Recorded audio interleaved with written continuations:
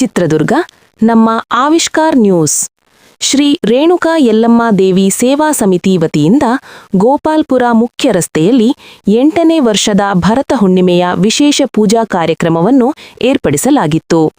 ಈ ಸಂದರ್ಭದಲ್ಲಿ ಬೆಳಗ್ಗೆ 5 ಗಂಟೆಗೆ ಪುಣ್ಯಾಹ, ಪಂಚಾಮೃತ ಅಭಿಷೇಕ, ಸುದರ್ಶನ ಹೋಮ, ಆಲಯ ಶಾಂತಿ ಹೋಮ, ಕಳಸ ಸ್ಥಾಪನೆ, ಕಳಸ ಆರಾಧನೆ, ಮಹಾಮಂಗಳಾರತಿ, ಅಮ್ಮನವರ ಹೂವಿನ ಅಲಂಕಾರ ಮತ್ತು ತೀರ್ಥ ಪ್ರಸಾದ ವಿನಿಯೋಗ ಮಾಡಲಾಯಿತು.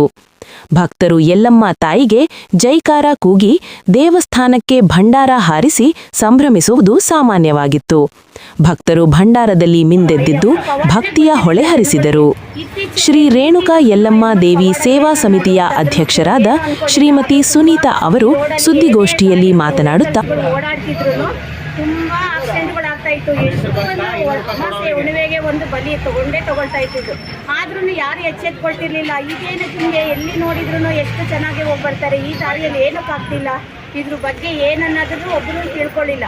ಆದ್ರೂ ನಾವು ಇದೇ ಮನೆ ಮುಂದೆ ಇಷ್ಟು ವರ್ಷ ವಾಸ ಇರೋರು ಒಂದು ದಿನನೂ ಏನೇ ಮಾತಾಡಿದ್ರು ಪುರೋಹಿತರ ಹತ್ರ ಮಾತಾಡಿದ್ರು ಅಂತಿದ್ರು, ಈ ದೇವಸ್ಥಾನ ಇಷ್ಟು ವರ್ಷದಿಂದನೂ ಈಗ ಹೆಂಗೆ ಬಿಟ್ಟಿದ್ದೀರಲ್ಲ, ಯಾಕೆ ಅದನ್ನು ಮುಂದೆ ಬಂದು ಯಾರಾದರೂ ಒಬ್ಬರು ಜವಾಬ್ದಾರಿ ತಗೊಂಡು ಮಾಡಬಾರ್ದು, ಈ ದೇವಸ್ಥಾನ ಇಂಪ್ರೂವ್ಮೆಂಟ್ ಮಾಡ್ಬೋದಲ್ಲ ಅಂತ ನಾವು ಮಾತಾಡಿಕೊಂಡು ಇಲ್ಲಿ ಇದ್ದಂಥ ಯುವಕರೆಲ್ಲ ಸೇರಿ ಒಂದು ಪುರೋಹಿತರ ಮಾರ್ಗವಾಗಿ ಹೋಗಿ ಕೇಳಿಸಿದಾಗ ಅಮ್ಮನ ಮತ್ತೆ ಪ್ರತಿಷ್ಠಾಪನೆ ಮಾಡಿರೋದನ್ನು ಮತ್ತೆ ಒಂದು ಗಂಗಮ್ಮ ಪೂಜೆ ಮಾಡ್ಕೊಂಡ್ಬಂದು ಚಂದ್ರಾವಳಿ ಒಡೆ ಪೂಜೆ ಎಲ್ಲ ಮಾಡ್ಕೊಂಡು ಬಂದಿರೋದ್ರಿಂದ ಈಗ ಇದು 9ನೇ ವರ್ಷದಿಂದ ತುಂಬ ಅಮ್ಮ ಪವಾಡಗಳು ನಡೆಸ್ತಾ ಇದ್ದಾಳೆ. ಅನ್ನ ಸಂತರ್ಪಣೆ ಕಾರ್ಯಕ್ರಮ ಇರಲಿ, ಅಮ್ಮನಿಗೆ 2-3 ದಿವಸ ಪ್ರತಿ ಒಂದು ಪೂಜೆ ಪುನಸ್ಕಾರ ಗಂಗಮ್ಮ ಪೂಜೆಯಿಂದ ಹಿಡಿದು ಭಕ್ತಾದಿಗಳಲ್ಲಿ ಎಲ್ಲರಿಗೂ ಏನಂದರೆ ಇದು ಎಷ್ಟು ಪವಾಡ ಅನ್ನೋದು ಯಾರಿಗೂ ಗೊತ್ತಿಲ್ಲ ಅನಿಸ್ತಿದೆ. ಇತ್ತೀಚೆಗೆ ಗೊತ್ತಾಗ್ತಿದೆ ರೇಣುಕಾ ಯಲ್ಲಮ್ಮನ ಪವಾಡ ಏನು, ಅಯ್ಯಮ್ಮ ಯಾವ ರೀತಿ ಜನಗಳಿಗೆ ಏಳಿಗೆ ಮಾಡ್ತಿದ್ದಾಳೆ.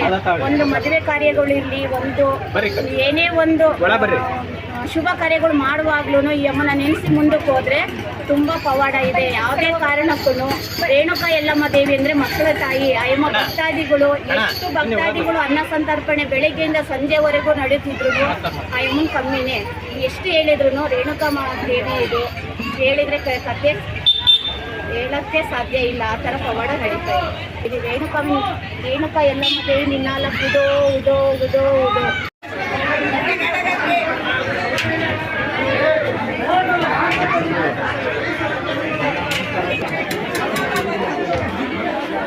ಮಾಡುವುದರಿಂದ ನಮ್ಮ ಪಾಪಗಳು ಪರಿಹಾರವಾಗುತ್ತವೆ. ಇಂದು ಅನ್ನದಾನ ಅಥವಾ ವಸ್ತ್ರದಾನ ಮಾಡುವುದು ಹೆಚ್ಚಿನ ಲಾಭ ತಂದುಕೊಡುತ್ತದೆ ಎಂದು ತಿಳಿಸಿದರು. ನಂತರ ಶ್ರೀ ರೇಣುಕಾ ಯಲ್ಲಮ್ಮ ದೇವಸ್ಥಾನದಲ್ಲಿ ಮಧ್ಯಾಹ್ನ 1:30ರಿಂದ ಅನ್ನ ಸಂತರ್ಪಣೆ ಕಾರ್ಯಕ್ರಮ ಏರ್ಪಡಿಸಲಾಗಿತ್ತು.